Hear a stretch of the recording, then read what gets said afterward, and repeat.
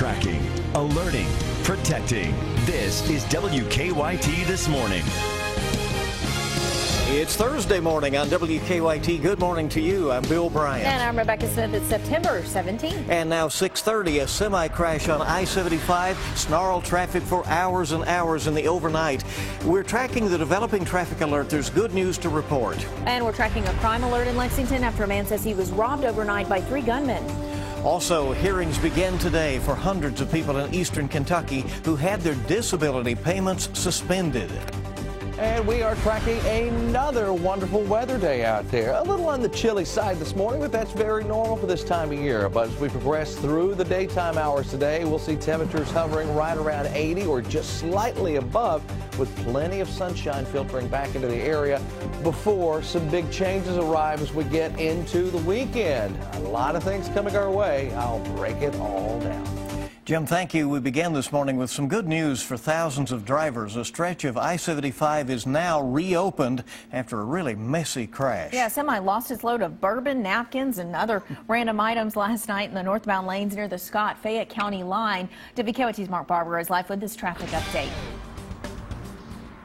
Good morning, Rebecca. I'll start with the good news. The semi-truck driver is okay, and the interstate is back open. Now, here's the bad news, and bourbon lovers, you may need to brace yourselves for this one. The bourbon probably is not okay.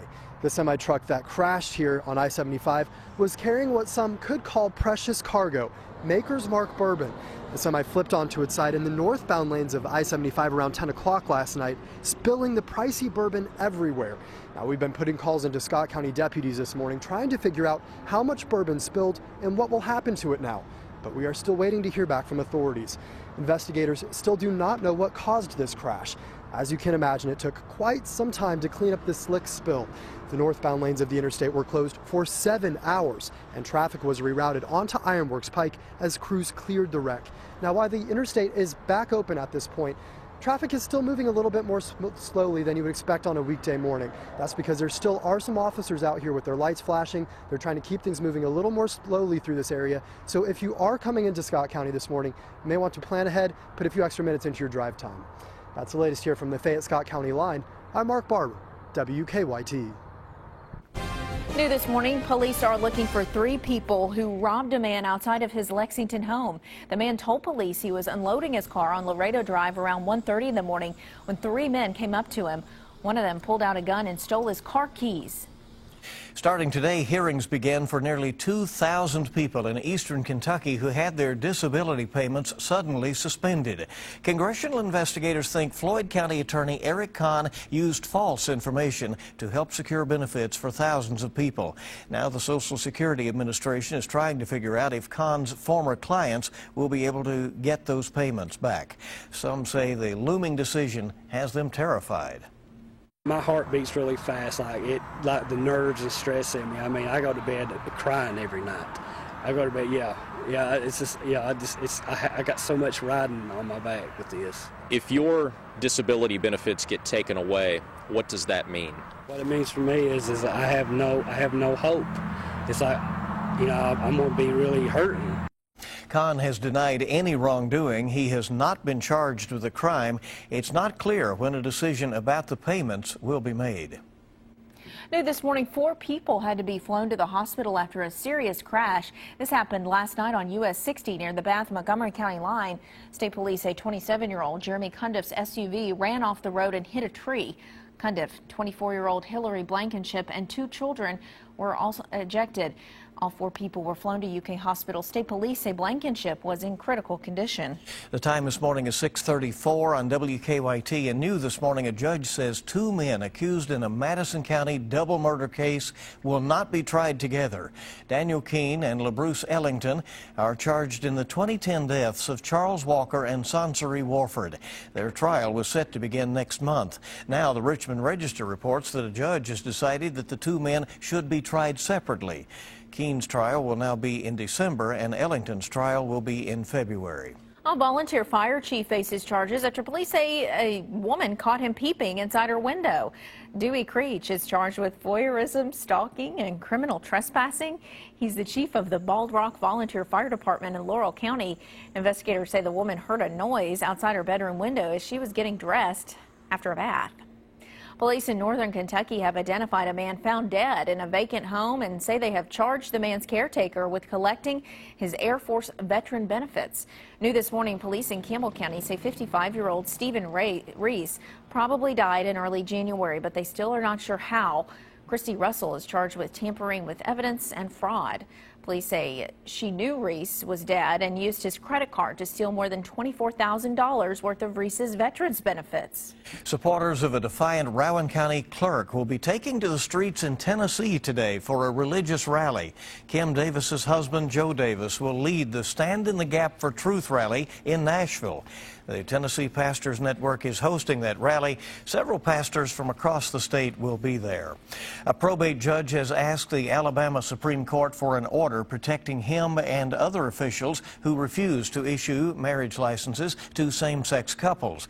An attorney who filed the petition on behalf of probate judge Nick Williams says the action came after Kentucky clerk Kim Davis was jailed for refusing to issue same-sex marriage licenses in accordance with the U.S. Supreme Court's recent decision. Two teens are in the hospital with critical injuries this morning after a crash. The Taylor County Sheriff's Office says the 16-year-old driver lost control on Highway 76 south of Campbellsville. The car flipped several times, throwing Caleb Ward and a 16-year-old passenger, Shania Bright, from the car. The Sheriff's Office says that speed, along with the driver's inexperience, likely contributed to the crash. If you need a good excuse to eat out today, here it is, maybe. AVOL is holding its 6th annual Dining Out for Life to help in the fight against HIV and AIDS. WKYT's Michelle Chamberlain is live in Lexington to show us how we can take part in this. Yeah, we're here at North Lime Coffee and Donuts on Clays Mill Road. It's a part of the Dining Out for Life fundraiser to help raise money for AVOL. Now, by dining out today at certain places, you can help raise money for AVOL, which helps stop the spread of HIV and empower those who are affected. AVOL provides housing to low-income Kentuckians living with HIV and AIDS. It provides homes to over 400 men and women in more than 70 counties in eastern and central Kentucky.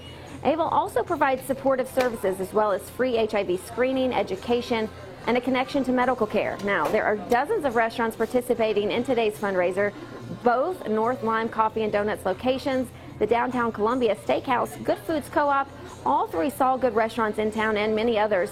You can find a full list on our website at WKYT.com. Now, these restaurants will donate 25% of their proceeds to AVOL, and Bill and Rebecca, we have plenty of donuts for you guys. And Jim, I've even got one for you. How about that? Live in Lexington, Michelle Chamberlain, WKYT. All right. She thought of him this time around. Thank goodness. Yeah, there you go. A little bit earlier, Jim was left out of the donut offerings. All right, it is 6:38 on WKYT this morning. An unofficial tally shows that people in Middlesboro have voted to approve the moist sales of alcohol. It was a close decision. Just 119 votes separate the yes from the no's. The so-called moist vote now means that restaurants in Middlesboro will be able to sell alcohol by the drink. The debate has been a point of ongoing contention in Middlesboro for generations. The town is not alone in its debate. 28 other cities and 3 counties have voted in recent years to approve moist sales of alcohol. There's also a vote coming up near the end of the month in Berea.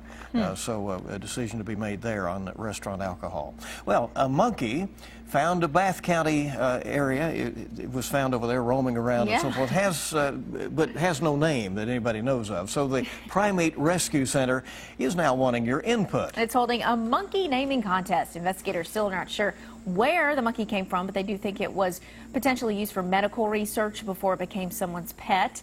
The Rescue Center posted details about the monkey naming contest on its Facebook page. I'm going to vote for Bill Bryant. Oh, Junior. I knew that was coming. How about Jim? He's Jim Caldwell. Or Jim Caldwell Or Micah. Jr. He's not here today. Yeah, let's pick name on it that. Micah when he's not here.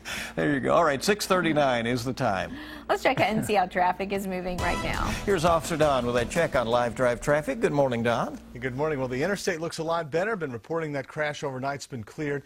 It looks like here in Lexington across the Clays Ferry Bridge, just normal stuff coming in from Madison County, which is great news. On the circle itself, the heaviest traffic at the moment is approaching Liberty Road on the inner loop, but it's not too bad either. There's a live look at Fortune and Winchester Road. You can see things are crowded this morning, but moving right along with the turn lane. The buses are out as well. Now, as far as our Waze map's concerned, if we look around, we can see there's a stalled car, new circle in North Broadway we're dealing with right now. Inbound North Broadway actually looks okay. Also a stalled car on the circle on Old Frankfort Pike. That could be causing more of an issue there on the inner loop. Now back to you in the studio. All right, pretty good start to the day. Thank you very much, Don. Much better than the situation we had anticipated. That I-75 closure we thought might go into 7 or 8 o'clock, but luckily, again, everything back to normal there. Hey, it's good to have you with us Thursday morning on WKYT, rolling toward the weekend. More news on the way. Well, this here could make you do a double take next time you go to a restroom. We'll show you the unpleasant surprise one man found inside his toilet in 5 minutes. Wow. Forecast today looks absolutely amazing. Daytime highs in the 80s. That carries over into Friday, but some things start to happen toward the weekend. Changes are coming. I'll have the latest coming up.